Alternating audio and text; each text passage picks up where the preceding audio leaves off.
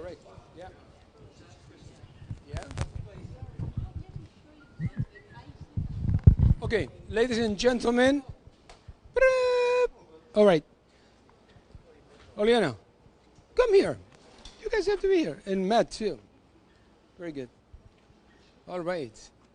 I guess we're on. Huh? Da-da-da. Hey. Listo?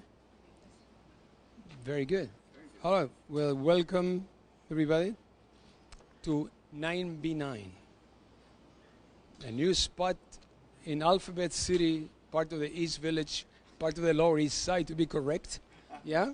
Where we're going to present today. I have the honor to present today Oleana Whispering and Matt Sullivan right here next to me. Also, Carl from Henry Street. You cannot.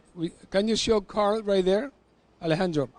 Show him, Carl, from the Henry Street settlement, an all New Yorker, born and raised in the Lower East Side, which I never understood why we're not supposed to be the Lower East Side, Alphabet City, but Loisaida is Avenue D, right?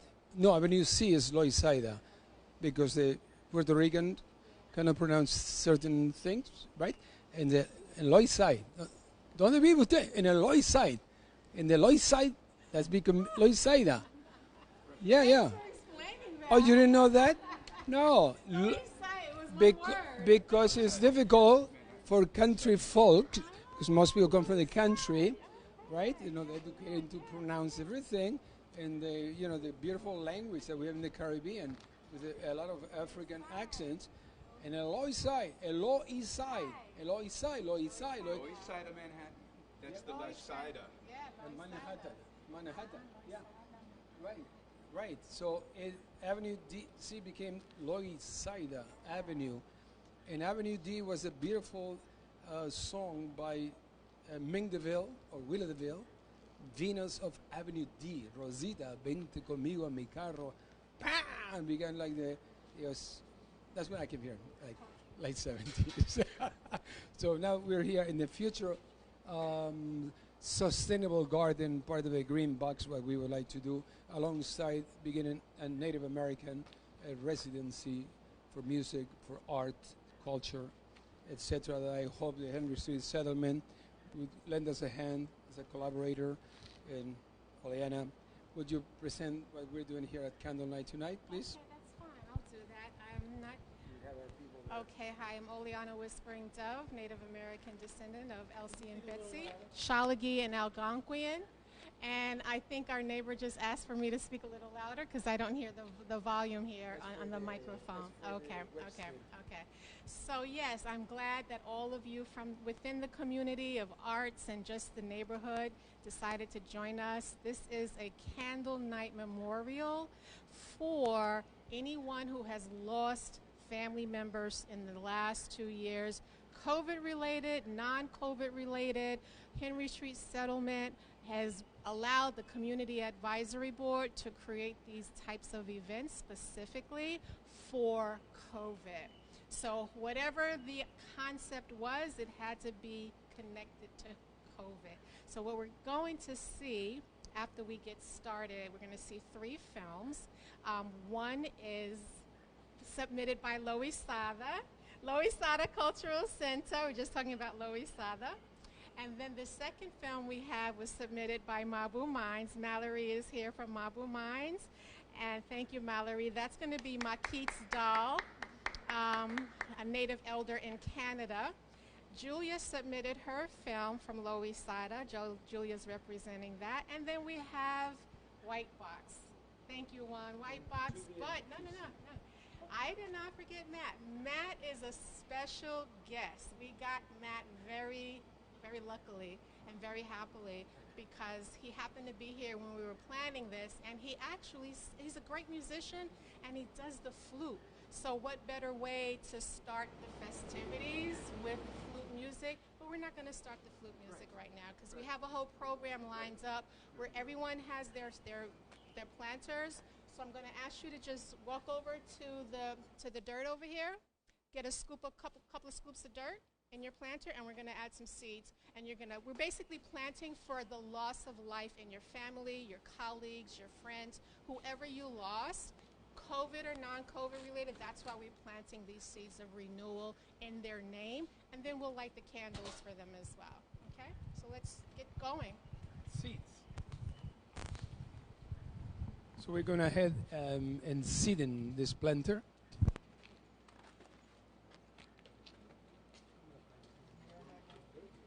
In your home, wherever you want to see the flowers grow. What you're going to do,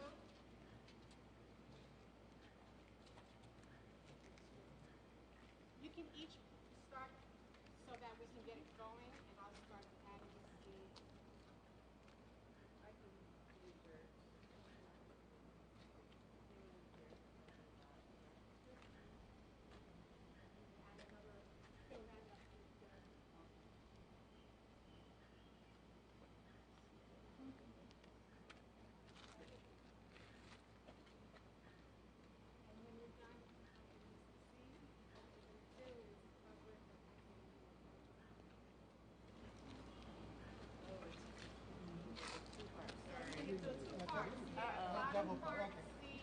Oh, okay. So you need, Don't put sorry. it all the way to the top. Okay. First. So, okay. I didn't have the Formula. That's right. I was Halfway, and then I'll add the seeds. need that. Now, these seeds are called forget-me-nots, which I thought was the most appropriate name for. Oh, you do? Yeah, so let me, can I have, oh, yeah. Well,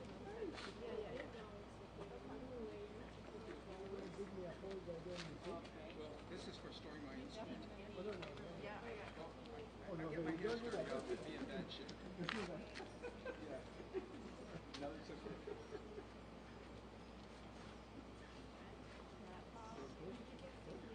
Did anybody else not get seeds? I haven't. Down the street and second street. Actually.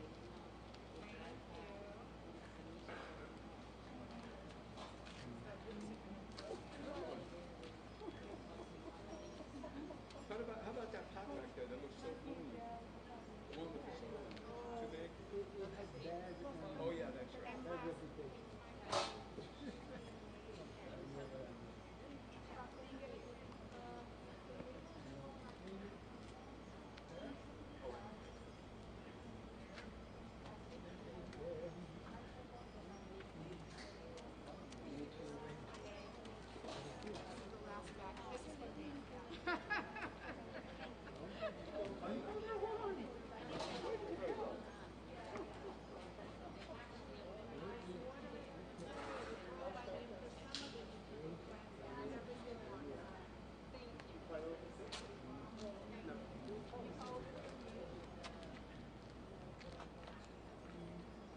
Probably need, I need two.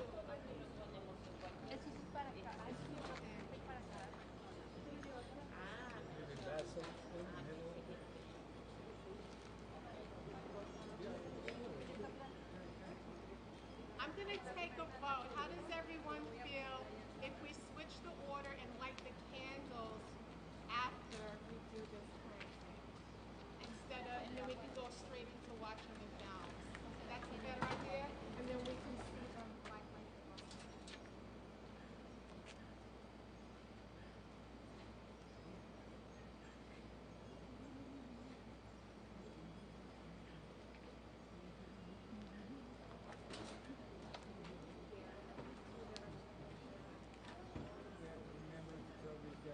There's a lighter here. Perfect.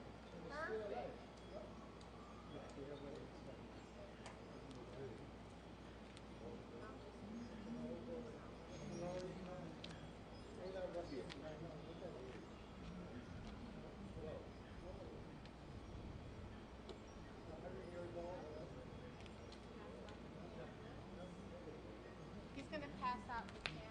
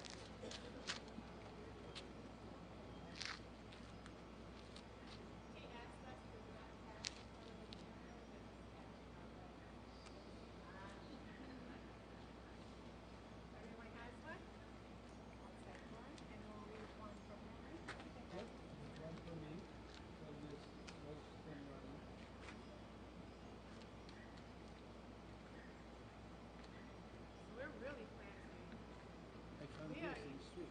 This is perfect. All right, let's get to. On Second Street.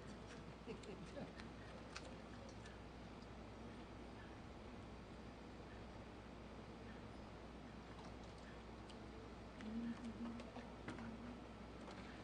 we have a better lighter one?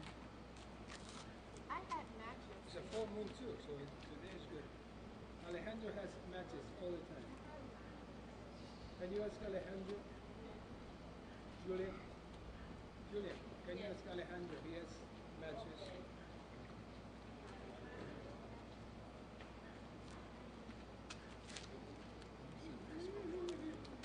Oh. What is smoking? Yes. Great, thank you.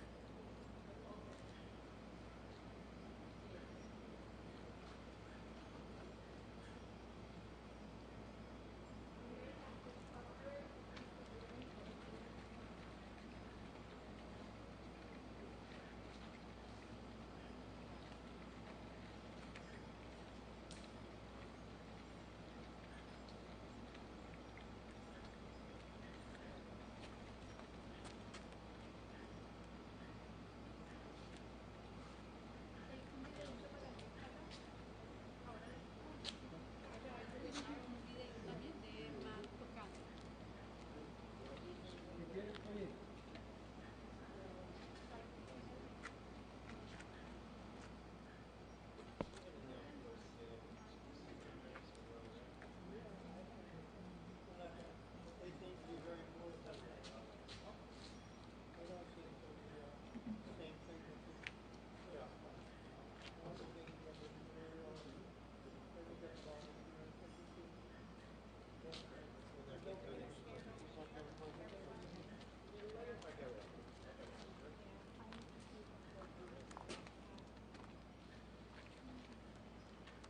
You can want to put yours down, or you can. Don't you want to? And then you mine. And somebody like you. Guys, come join us over here.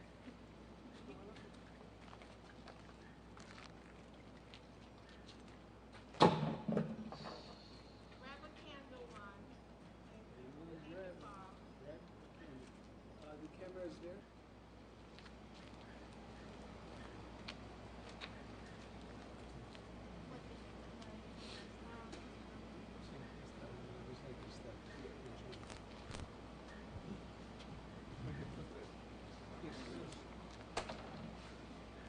Okay.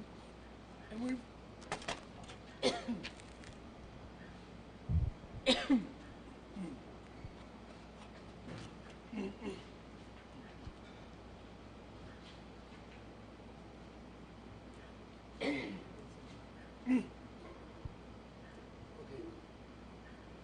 very good. You got get your own drinks. And we're gonna we're gonna continue the event with Matt Sullivan, who is gonna tell us what he's gonna be playing today. One of them is next to surprise. Hi, everyone. I'm Matt Sullivan. As a kid, as a young boy, I was told by my mother that my great-great-grandmother was named Fireball. And she married a Tennessean on the Trail of Tears when the Cherokee Nation was moved from Tennessee to Oklahoma. So as a young man, I grew up watching TV shows with cowboys and Indians, rooting for the Indians, and so-called. So I'm part Cherokee. This is a Sioux flute, and I play a piece on this instrument called the Soul. It's by Native American composer Louis Ballard, who was the chairman of the music department in the University of New Mexico for many years. And this was made by his son for this piece called the Soul. The most powerful musical experience of my life was to play at the reading of the names at Ground Zero in 2003 and 2004. Both times I played the piece called The Soul for the reading of the names. And one year, 2004, I went to Arizona and gave a concert as part of a series sponsored by several universities at the University of Arizona in a place called Coolidge. just outside of a national monument called Casa Grande Ruins. And while playing this piece in a beautiful old high school auditorium, I saw a spirit. And it was a shimmering white light with two eyes. And I said to myself while playing, I see you. And then it went away. Well, I told my colleagues in the group I was playing with called the Quintet of the Americas. And we were all duly spooked by this. But I decided to let it go. The next morning I met the presenter of the concerts in the hotel lobby. And she asked me how the concerts were. And I said they were just fine at the end. And she said, that's good. Everybody down there sees spirits. And that's when I knew this had actually happened. So I'm telling you, because the spirits are with us all the time. I've had firsthand experience. In fact, this tree in back of you is a Cherokee dogwood. And in the soil are planted the ashes of my partner and husband of 23 years, Ken Croquin, who died of cancer because he was a teacher and a volunteer at Ground Zero. So we found out in 2004, when I saw the spirit, that he had chronic lymphatic leukemia. He died of that cancer. In July of 2020, he had always told me he would say goodbye and hello. He was wonderful in his parting, and I was with him. And while he was parting, he turned to me and said, what's going on with Sonny? And what he did not know was Sonny was my dad's nickname. And my brother, Mark, died on the same day Ken died. And my mother 2 months later. So loss is powerful, and it unfolds in front of you as your life continues and tries to, but it's also quite extraordinary and beautiful. And I'm here to tell you that spirit goes on. And in tradition of the piece I'm going to play for you by Louis Ballard, The Soul.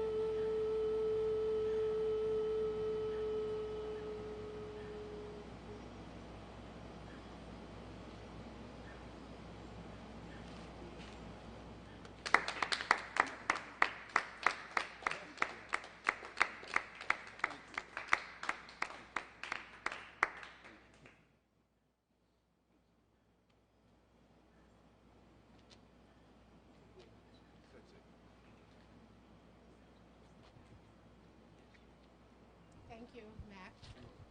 Matthew Sullivan playing the flute. What was the name of the type? Sioux Indian flute. What was the name of the song? The Soul. Thank you so much. Oh, how appropriate. All right, so we're going to start the first film. That's going to be that's going to be Healing Through the Shrines, and then we're going to go to Makit's Doll. And then the third film is Silent Tribute. That is a film produced by Rainy Media, also produced during the quarantine. So it sort of weaves the story of the loss of life of many people of color with the loss of life of Native American women from North America all the way through South America. For some really ominous reason, women are missing, murdered, and we need to find a reason and a way to stop this. The first way is to bring awareness to people that are not familiar with the story. So that's the third film, Silent Tribute. All right, so we're going to head inside and check out these films. So we're moving inside the space for the films. Alejandro, we need If you don't want to take your the plants microphone home, if you on there and prefer to plant them here, that's fine. Or you can use a cup for more sturdy. and you're going to be at the light, because we're going to turn it off. You definitely don't want your seeds in the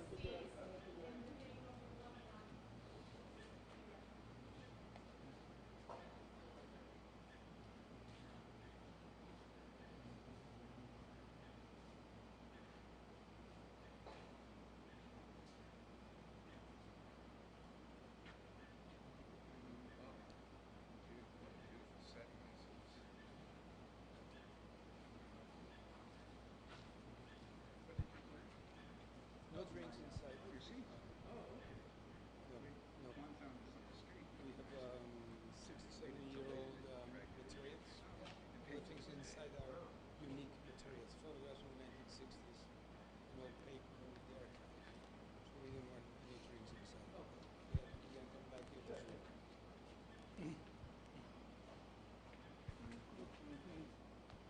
Beautiful. That was sufficient.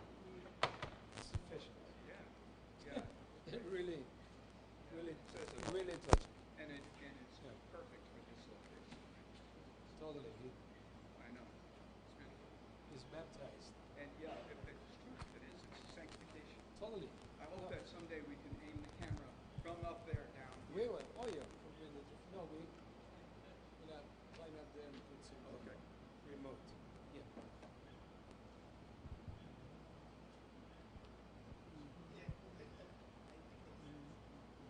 Make sure no drinks inside. Yeah. Up, up. No drinks are allowed inside. Don't put anything on the art world. That's art, everybody. No drinks. All this is archive material. Take hers as well, and then we go out and drink. Yeah, left side hers. No, we're gonna take the chance of destroying an original piece. And it takes very little. When a person goes like this, you got irreplaceable artifacts, like our lives. Yeah, very painful too. Chile, after, when Pinochet takes over.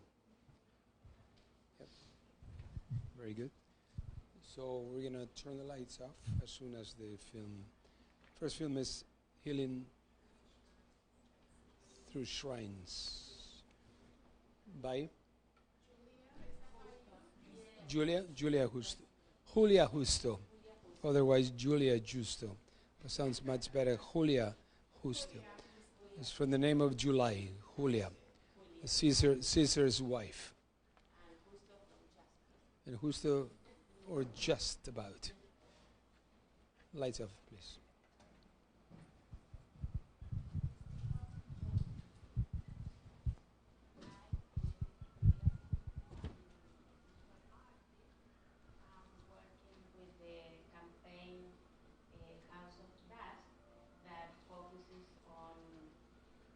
support to members of the LGBTQ community that are struggling with the addictions.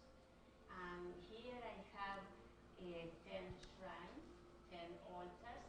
These are not religious altars, they are personal healing altars. I work on these altars that represent 10 characters from the play that is called House of Dust.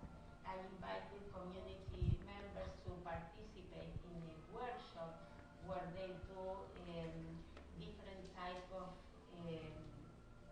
art making activities, especially focusing on their own identity.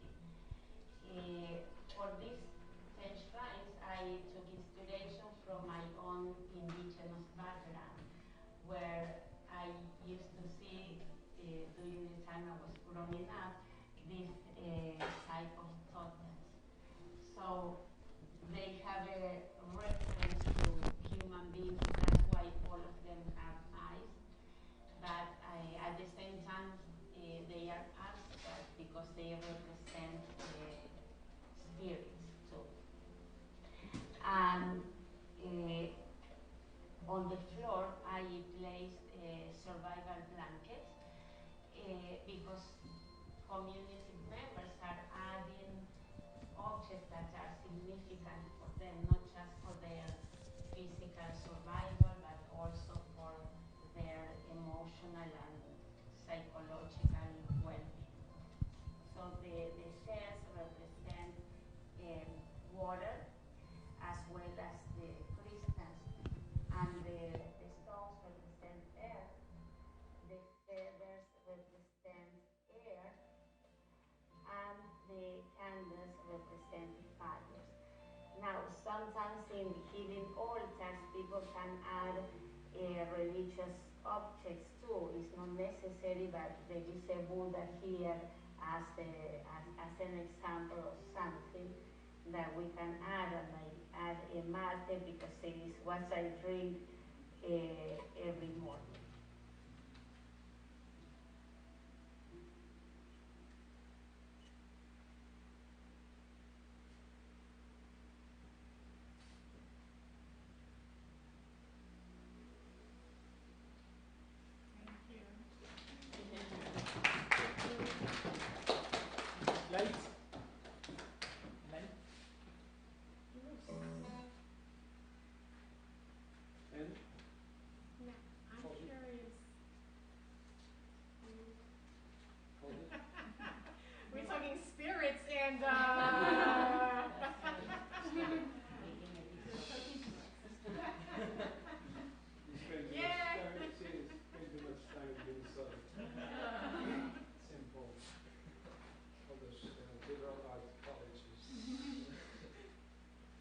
Something to our families. Thank you, Julia. It's a beautiful thing, and it's great to see community involved. So the second film is going to be Makit's Doll.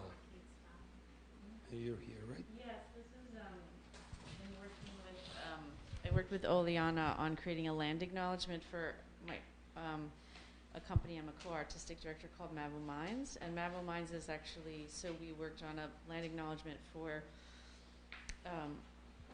the East Village, but also Mabou Mines, the company joined together in a place in Nova Scotia called Mabou Mines. And so we also worked with a Mi'kmaq woman who made a land acknowledgement from Nova Scotia, and she shared with me this film, which is about her experience as going to a residential school. So this is about her. It's beautiful, so I wanted to share it. Thank you, and welcome, Mabou Mines, or being a fan of the company.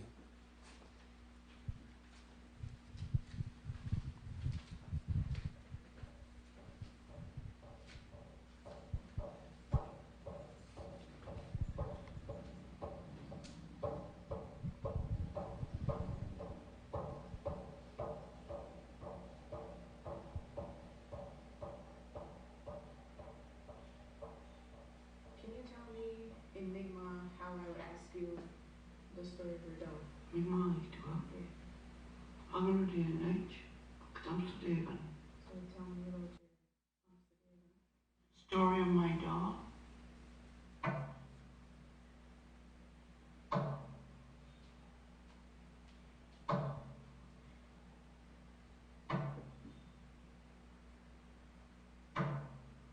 As a child, it is important for children to have toys as part of their cognitive development relating to their intellectual activity as of thinking, remembering and reasoning, and using our language.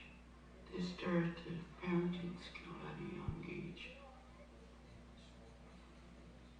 We have these gatherings, and that's part of our healing. One of them was truth and reconciliation. And we had workshops for our former students. One of them brought a book. She was so proud of her, showing her picture of herself with the dolls.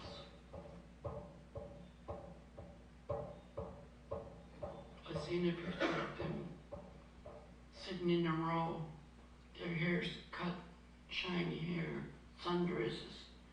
All of them were holding dolls. And I asked her, do you have dolls? And I told her we didn't have dolls when we went there. She said, they just had dolls for that one day, the picture taking.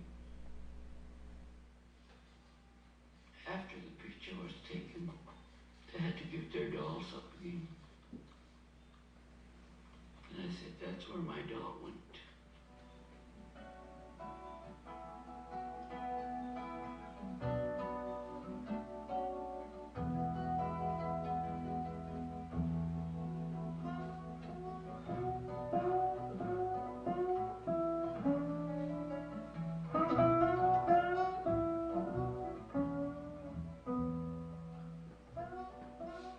I've seen a picture of us before we went to Chubby. This is it. My dad wearing a fur coat. It was after Christmas, Boxing Day. Which one are you? That's me. There's my brother, my sister Teresa. We each had dolls. My mother was sick, had TB. There was nobody to look after us. My older sister was 10 years older than me. I was told we went on the trip. I must have slept all the way. Because I remember when we got there, I still remember the smell of the diesel when we got off the train.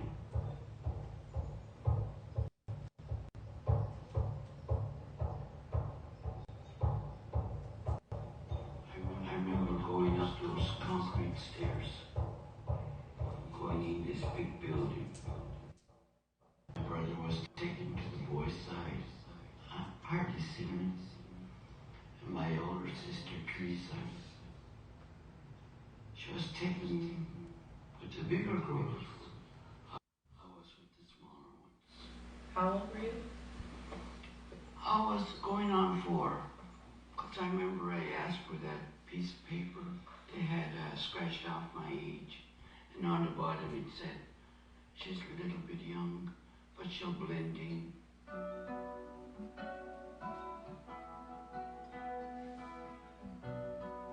And then I don't remember my dad leaving or anything like that.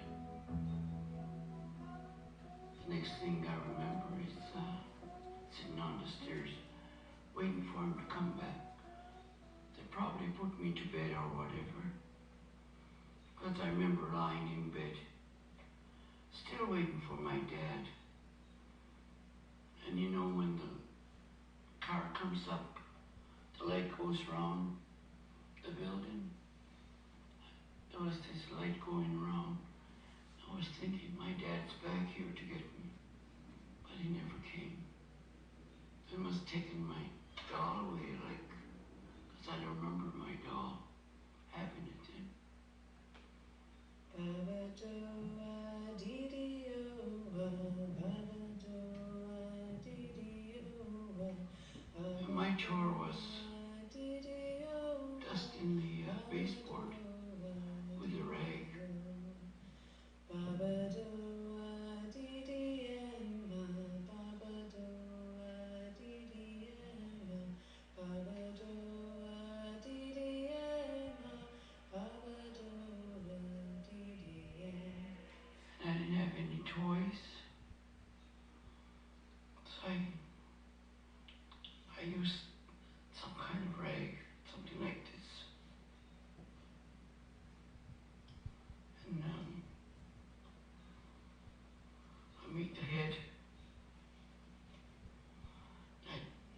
paper strips.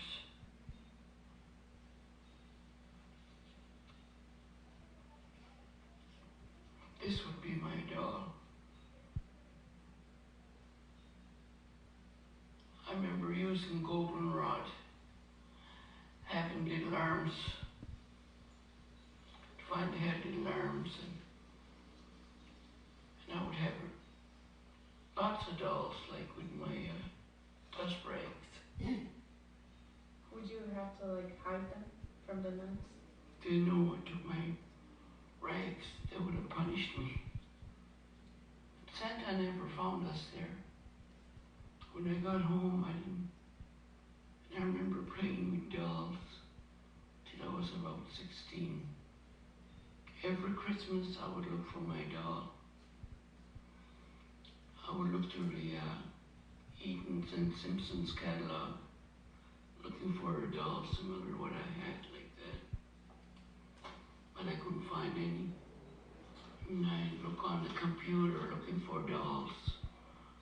I remember going to antique stores in New Brunswick, North Sydney, the Valley, everywhere I went. The first place I look for is the dolls.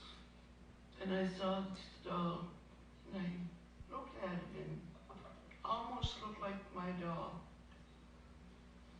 but it isn't.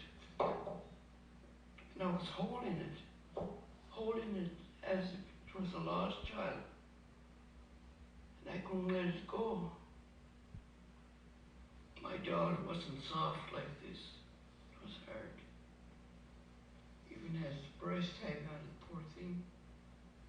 But it wasn't the same doll. Mine had dimples too, and a smile.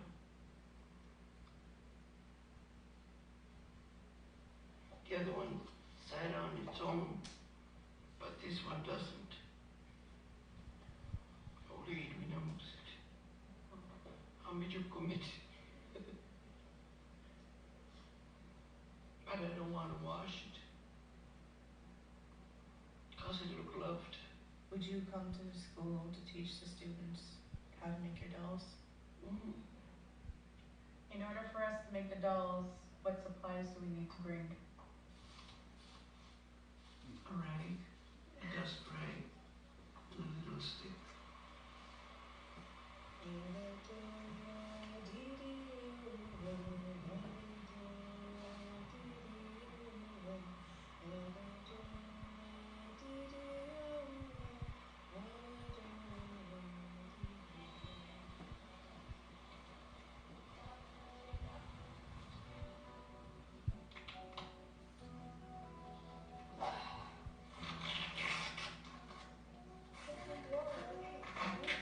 Twisters, one's a little bit bigger, and one is thin.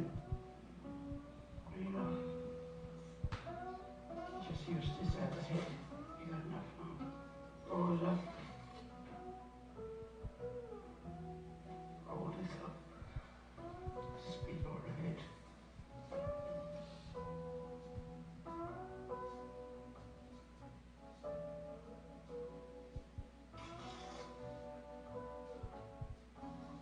Close enough. These are twins.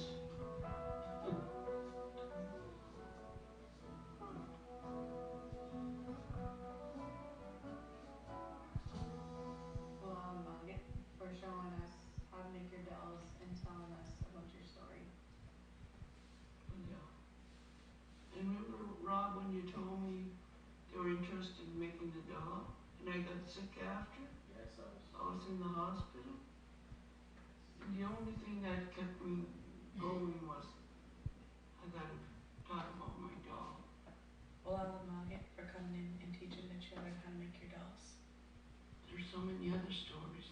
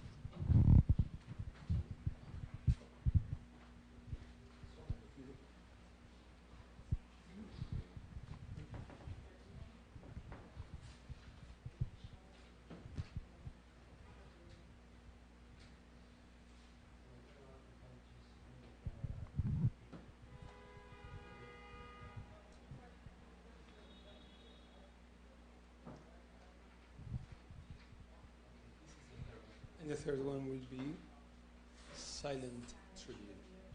Could you tell us? Yes, Silent Tribute was the film co-produced by myself and executively produced by Rainy Film Media. All of the talent in the film agreed to submit their scenes during quarantine after the rise of all of the protest. And the story is twofold. So you have the front story of the loss of life of people of color, and then you have the backstory that interweaves the murdered indigenous women. I was just instructed that because it's not our property, we're not allowed to film it, so we can't record it. Sorry, guys. Thank you.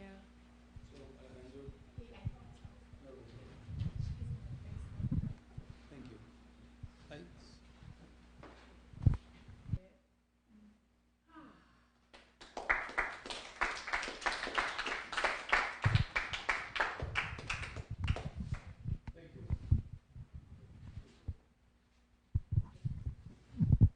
And this, thank you so much, Mabou Mines, Oleana, and everybody, Matt, Sullivan, TVNC, Yohanna, Alejandro, Brooke, Julian, Carlos, Charles.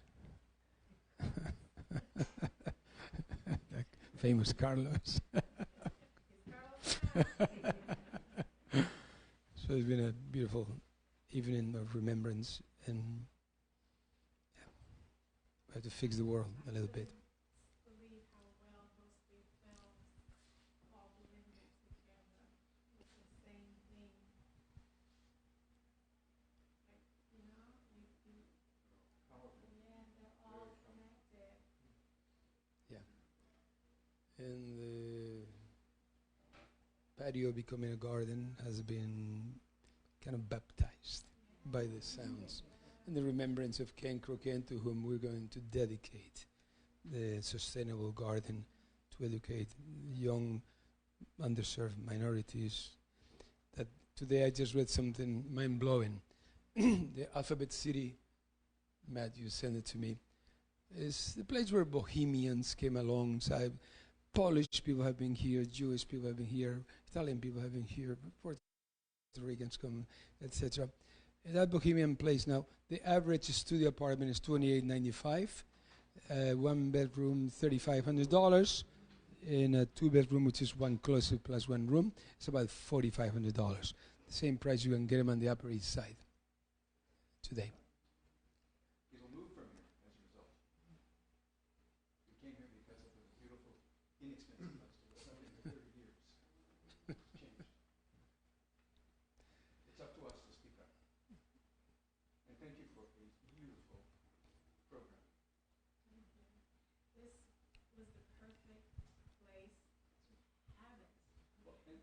Quarantine and COVID just kept changing dates, and I just walked past it, and I wouldn't let him walk another step past until we came in, and we secured it with the exhibit that Yohanna has. I mean, even your exhibit, which we haven't even gotten a chance to talk about, fits in, and that was the reason why I was like, the two of them mesh so well. Matriarchive and Resistance, which is really an activated archive going back to the 1960s by a Mexican of Lebanese descent architect, socially minded, a pioneer, eco-feminist, that Yohanna brought us here, and we activated it thanks to the New York City Department of Cultural Affairs. We added 10 artists and local ones, and some of the writers and academics who responded in kind. Some of them are here right now, Ilya and company. So it's been a pleasure. And I just also, like you came the other day, next to you came this woman, I forgot her name, but it represents the 1,000 trees, 1,000 people, because we began to lose already much of the East River Park. They chopped down 700 beautiful old trees, and it's sad because in Venice, in Holland, and other places, they're building the dikes, retention dikes, in the river or at sea. Here they chop down the park, which we need oxygen and trees to clean the air. And they're going to give some to the developers to pay for the damage, and it's going to look like crap. They're going to put it on top of 8 feet above and concrete a bunch of little trees.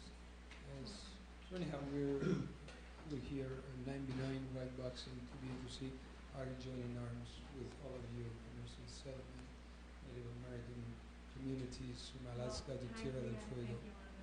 She's sharing her exhibit space with us. This is her exhibit. And I believe I say something.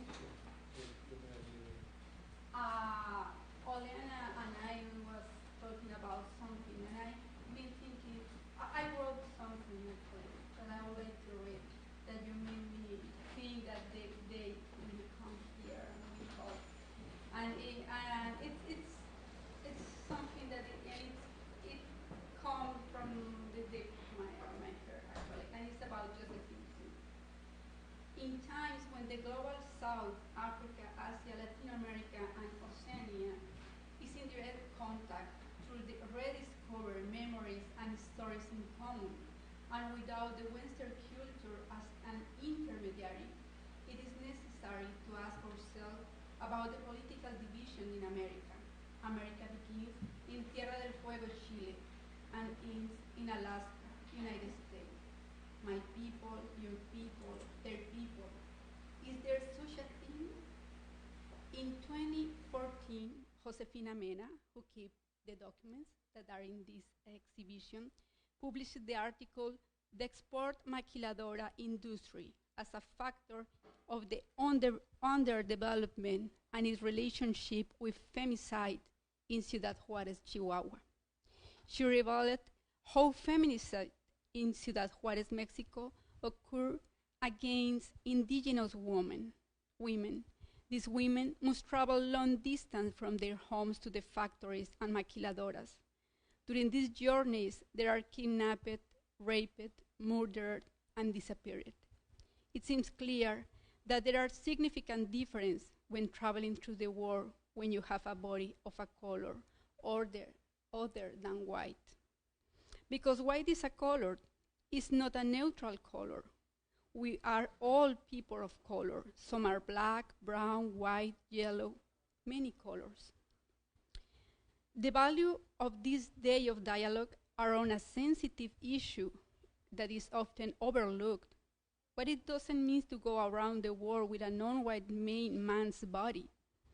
In what way to break the discourse of power that produces discourse and physical violence, which in addition to deny the representation to the non-white people, is causing uninterrupted violence during the history.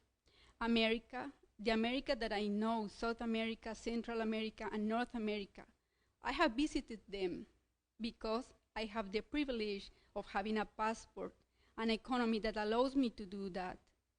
I decided that after this day, we can recognize that we are not so far away, that my people and their people that don't exist. Never, never was.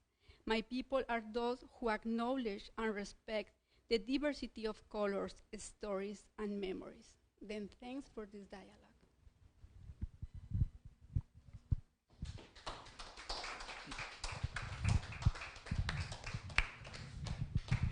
And with this,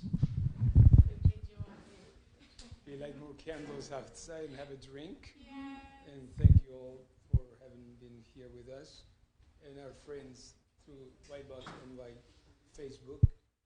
Good night.